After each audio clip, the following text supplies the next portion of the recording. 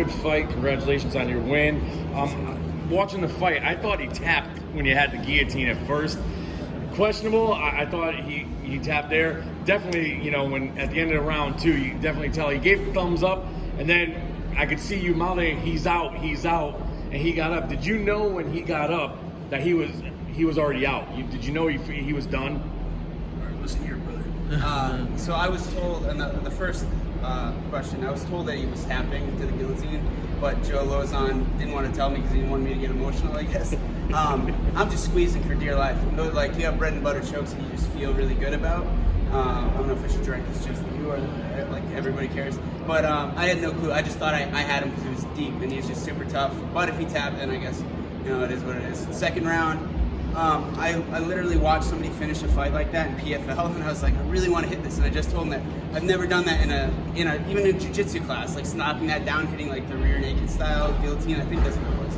But it felt super deep, so I kept squeezing, trying to put my lat into it, and then I was like, oh god damn it. The round ended, and then he's wrestling the ref. I was like, oh wait, it did it. He is out. So that was kind of crazy.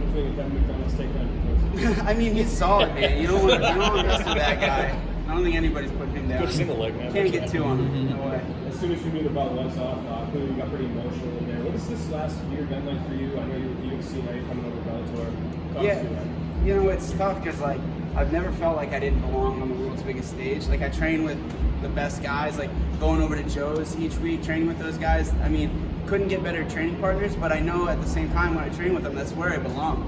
Like whether it's here or the UFC, I believe that if I'm going to compete at this stage of my life, it should be on a big platform. I know I'm good enough to do it. I got the opportunity here against a really good guy, and I think that guy could out-wrestle and beat guys that are in the UFC. It's just, I've had nights that weren't my night, and it is what it is. I'm 31, I've been fighting for over 10 years now, and like, I love the sport. I don't have to do it. I own a gym, I have a family, but I love fighting, and if it's not gonna be right here, or in like the UFC, or like one, or something like that, then it doesn't excite me enough to take so much time from my family and my gym. I want these big opportunities if I'm gonna do it at all. And I think I've proved myself again, and I don't think I ever didn't belong where I'd been. Lost decisions, and that's it. Never been put away, never been in trouble.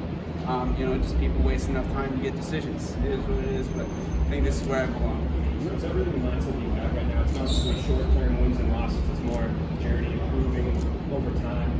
Yeah, I mean, honestly, I had it in my head that like I was walking back and forth, talking to myself, saying like, this is my time, this is it. And I told myself that if I wasn't able to compete and do my job today, and I were to lose, that I envisioned myself taking the gloves off. You never want to see yourself losing, but I saw like, if I can't do it here, my management is amazing, and they were basically like, you could get you an easier fight. The UFC liked me, and they're, get a couple easy wins outside the UFC, and they'd probably bring me back. But it didn't excite me, and I could easily get easy fights, but I wanted this opportunity, and I got it, and I got to showcase my skills and got the finish. So. What is your contract status with Bellator? Non-existent. I had a good opportunity. I wrote on all my strength and conditioning workouts.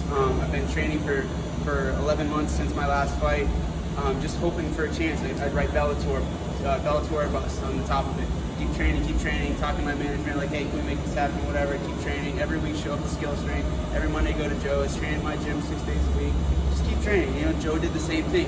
He had it in mind that he was going to fight again, and he wanted it, and it just didn't happen right away, but it was month after month of hard work, and then finally you get the opportunity, but you tell yourself and things come to fruition. And I was like, this is what I wanted, and I worked really hard to get this opportunity, and when they called, we took it, and Top Game Management got me the best opportunity that we could possibly have. So I was talking to one of your teammates, and they described your jiu-jitsu as amazing, but you like to bang it on the feet. You love war, you love blood, nose going the wrong direction. Is this something that as you said you want big exciting fights, is this something where you're going to start focusing on implementing your jiu-jitsu more in the fight, or are you still going to want to swing and I don't know, man. I'm a crazy man. I think Joe and Jay, my black belt instructor and brother and coach, Jay Mansell, reports to BJJ. I was brought up on jiu-jitsu with him and Seacoast BJJ, and I think they're all savages. Jiu-jitsu is in my blood, but clearly I like to fight. I don't go in there just looking to even on my back, you could probably be like, all right, let's submission, but instead I'm trying to hammer fist the dude in the head. As he's punching me in the jaw, I was like, well, it's probably not working out. Let's make this gesture into a meme later. What is GIF maybe?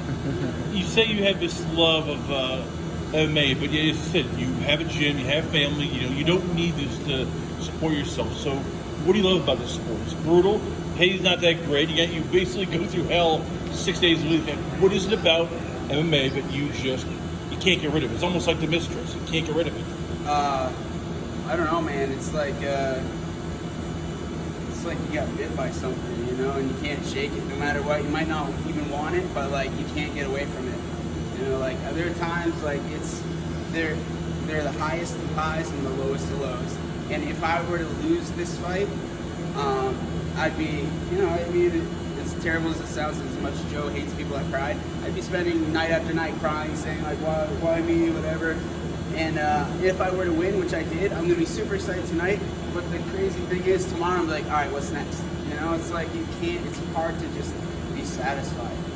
You work so hard that you feel like, all right, well, I got to prove myself again. Now what? I got to just go see my family, take care of my gym. My last fight, I actually didn't. My whole main training area was flooded out for my entire last camp. We rebuilt, and the gym's amazing now, and we have more students than ever. And I just feel like timing wasn't perfect before, and now it is. With the cross training with Joe, with all my friends from Port City coming to train with me, my gym actually being established now. It's like at times when I made my UFC debut, where I'd show up to train and I'd have no training partners. I'd come and I'd shadow box in a room alone. And it's like a relatively new gym. It was what it was, but I feel like the time is perfect now. I'm not too old. I'm just 31. Just kind of stay busy, but I love the sport. I love training, so that'll never change. When I fight, I'll always be training. Last question. Nick Garner before.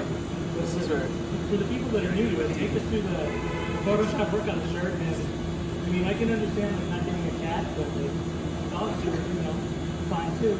Yeah. But take us through the kind of the life of being a pig owner. Yeah, so I've always loved pigs, and before I fought in Calgary, actually, I had a dog that was 13 that died like a couple weeks before we took off to fight in Calgary, and my wife told me that we could have a pig when she died because she was getting older, and then just boom, out of the blue, my dog died, and I was already in contact with somebody that had like a famous pig farm with mini pigs. She still is 80 pounds, which is awesome. If you don't like pigs, you should not have a pig because they're a goddamn handful, but I love her. So, yeah. Two real quick questions. The name in every gym. What's your gym's name? Nos Dos MMA. NOSTOS. Thank you. But my gym is amazing. Yes. Port City BJJ, Lozon MMA, Skill Strength. Those places are incredible, and I spend a lot of time there. So. And one more question. I got Joe Lozon right over my left shoulder. He fought last week in Boston. Amazing performance. He's been a legend in the sport, especially in New England MMA. He's on the fence if he's going to fight again. Last week I asked every single fighter from New England what Joe Lozon means to him. So same question to you. What does Joe Lozon mean to you? He means a lot. And I've only, before my first ever UFC fight, I saw him before I got on the plane, and I didn't even know him yet. He was an incredibly nice guy. He's like, listen, it's just a bigger stage, brighter lights. Just go and get in a fight. And I took that to heart. He invites every single person I train with to his gym every single week. He never would ever ask for a mat fee. He takes his time for no matter how new the people are.